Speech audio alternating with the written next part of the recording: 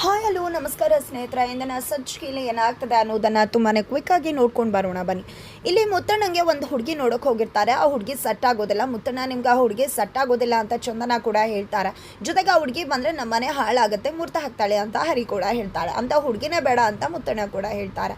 ನಂತರ ಮನೆಗೆ ಬರ್ತಾರೆ. ಮನೆಗೆ ಬರ್ತಿದ್ದಾಗೆ ಬೆಳಿಗ್ಗೆ ಆಗ್ತಿದ್ದಾಗೇನೆ ಅಲ್ಲಿಗೆ ಭಾರತಿ ಬರ್ತಾಳೆ. ಭಾರತಿ ಬಂದ ತಕ್ಷಣ ಎಲ್ಲರೂ ಕೂಡ ಬೈಯೋಕೆ ಶುರು ಮಾಡ್ತಾರೆ. ನಟರಾಜ್ ಅವ್ರು ಕೂಡ ಬೈತಾರೆ. ಈ ಕಡೆ ಮುತ್ತಣ್ಣ ಕೂಡ ಭಾರತಿನ ಯಾಕೆ ಬಂದೆ ಅಂತ ಕೇಳ್ತಾರೆ. ಯಾರೊಬ್ರು ಕೂಡ ಇಲ್ಲಿ ಭಾರತಿ ಮನಸ್ಸನ್ನ ಅರ್ಥ ಮಾಡ್ಕೋತಾನೆ ಇಲ್ಲ. ಬಟ್ ಚಂದನಾಗೆ ಭಾರತಿ ಮನಸ್ಸು ಅರ್ಥ ಆಗತ್ತ. ಹರಿಯ ಜೊತೆ ಚಂದನ ಭಾರತೀಯ ಅಣ್ಣನ್ ತುಂಬಾ ಪ್ರೀತಿ ಮಾಡ್ತಾರೆ. ಅಂದಮೇಲೆ ಭಾರತಿನ ಕರೆದ್ರೆ ಖಂಡಿತ ಅವಳು ಓಡ್ ಬರ್ತಾಳೆ. ದೇವಸ್ಥಾನದಲ್ಲಿ ಅಣ್ಣಂಗೂ ಭಾರತಿಗೂ ಮದ್ವೆ ಮಾಡಿಸ್ಬಿಡೋಣ ಅಂತ ಚಂದನ ಹೇಳಿದ್ದೆ. ಹರಿ ಬೇಡ ಅಂತ ಹೇಳ್ತಾರೆ. ನಾನು ಇನಿಷಿಯೇಟಿವ್ ತಗೋತೀನಿ ಅಂತ ಹೇಳಿ ಮರುದಿನ ದೇವಸ್ಥಾನದಲ್ಲಿ ಭಾರತಿ ಮತ್ತೆ ಚಂದನ ಭೇಟಿ ಆಗತ್ತಾ.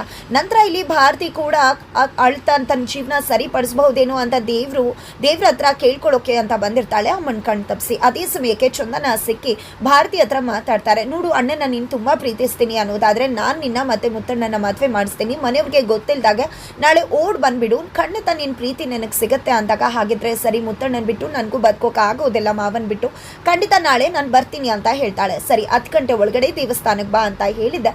ಮನೆಯಲ್ಲಿ ಆಲ್ರೆಡಿ ಅಣ್ಣ ತಮ್ಮದಿರು ಎಲ್ಲರೂ ಕೂಡ ಸೇರ್ಕೊಟ್ಟು ಮುತ್ತಣ್ಣಂಗೆ ವಿಷಯ ಹೇಳಿದ್ದಾರೆ. ಅದನ್ನ ನಂಬೋದಕ್ಕೆ ಮುತ್ತಣ್ಣ ರೆಡಿ ಇರುವುದಿಲ್ಲ. ಆಗ ಚಂದನ ಬಂದು ಹೌದು ಅವ್ರು ಹೇಳ್ತಿರೋದೆಲ್ಲ ನಿಜ, ನಾಳೆನೇ ನಿಮಗೆ ದೇವಸ್ಥಾನದಲ್ಲಿ ನಿಮ್ಮ ಮತ್ತೆ ಭಾರತಿ ಮದುವೆ ಅಂತ ಮುತ್ತಣ್ಣನ ಕೂಡ ಒಪ್ಪಿಸ್ಬಿಡ್ತಾರೆ. ನಂತರ ಬೆಳಿಗ್ಗೆ ಆಗ್ತಿದ್ದಾಗೆ ದೇವಸ್ಥಾನದಲ್ಲಿ ಎಲ್ಲಾ ರೀತಿಯ ಅರೇಂಜ್ಮೆಂಟ್ಸ್ ಆಗಿದೆ. ಮುತ್ತಣ್ಣ ಮದುಮಗನಾಗಿ ರೆಡಿಯಾಗಿ ಕುತ್ಕೊಂಡಿದ್ದಾರೆ. ಪುರೋಹಿತರು ಕೂಡ ಇದ್ದಾರೆ. ಎಲ್ಲರೂ ಕೂಡ ಮದುವೆಗೆ ರೆಡಿಯಾಗಿ ಬಂದಿದ್ದಾರೆ. ಈ ಕಡೆ ಚಂದನ ಕಾಲ್ ಮಾಡ್ತಾಳೆ ಭಾರತಿಗೆ. ತಕ್ಷಣ ಹೊರಟು ಬರ್ತಿದ್ದೀನಿ ಅಂತ. ಅಮ್ಮ ಇಲ್ದಿರುವ ಸಮಯದಲ್ಲಿ ಭಾರತಿ ಮನೆಯಿಂದ ಹೊರಡ್ತಿದ್ದಾಗೆ ಗೇಟ್ ಹಾಕೋಬೇಕು. ಅಷ್ಟರಲ್ಲಿ ಅಮ್ಮ ಕಾತ್ಯಾಯಿನಿ ಬರ್ತಾರೆ. ಮಗಳನ್ನ ಒಳಗಡೆ ಎಳ್ಕೊಂಬಂದು ಕಪ್ಪಾಳಕ್ಕೆ ಬಾರಿಸಿ ರೂಮಲ್ಲಿ ಕೂಡ ಹಾಕ್ಬಿಡ್ತಾರೆ. ಈ ಕಡೆ ಏನ್ ಮಾಡ್ಬೇಕು, ಈ ಕಡೆ ಭಾರತಿ ಮನೆಯಲ್ಲಿ ಲಾಕ್ ಆಗಿದ್ದಾಳೆ. ಈ ಕಡೆ ಚಂದನ ಭಾರತಿಗೋಸ್ಕರ ವೇಟ್ ಮಾಡ್ತಿದ್ದಾಳೆ. ಹಾಗಿದ್ರೆ ಕೊನೆಗೂ ಕೂಡ ಇಲ್ಲಿ ಭಾರತಿನ ಮನೆಯಿಂದ ಸುಖವಾಗಿ ಹೊರ ತಂದು ದೇವಸ್ಥಾನದಲ್ಲಿ ಮುತ್ತಣ್ಣ ಮತ್ತೆ ಭಾರತಿಗೆ ಮದುವೆ ಮಾಡಿಸೋದ್ರಲ್ಲಿ ಚಂದನ ಯಶಸ್ವಿ ಆಗ್ತಾಳ ಅನ್ನೋದನ್ನ ಕಾದು ನೋಡ್ಬೇಕಾಗಿದೆ.